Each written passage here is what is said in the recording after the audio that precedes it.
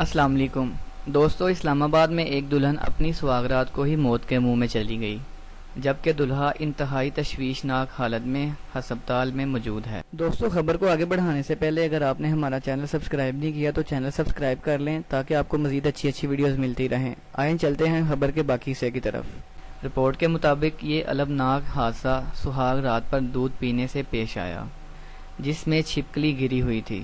دلہے کا نام Saddam Hussein اور دلہن کا نام سائمہ بتایا جاتا ہے۔ رپورٹ کے مطابق زہریلا دودھ پینے سے صدام اور سائمہ دونوں کی حالت گیر ہو گئی، جس پر انہیں فوری طور پر ہسپتال منتقل کیا گیا۔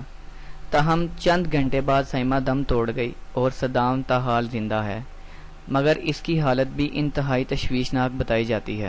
پولیس واقعے کے بعد ان کے گھر پہنچی اور ان کے کمرے کا جائزہ لیا تو وہاں دودھ کے برتن سے مری ہوئی چھپکلی برآمد ہوئی۔